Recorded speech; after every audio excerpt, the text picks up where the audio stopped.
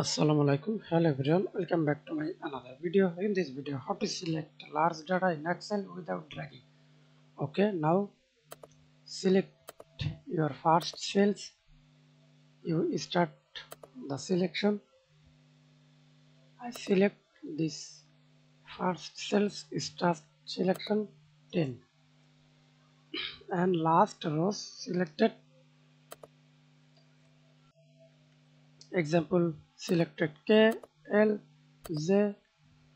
I selected K last. First 10, type K and type big or large number of rows. Hold Ctrl press enter on your keyboard.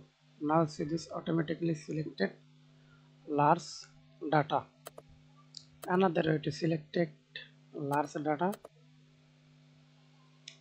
hold shift Ctrl arrow key down.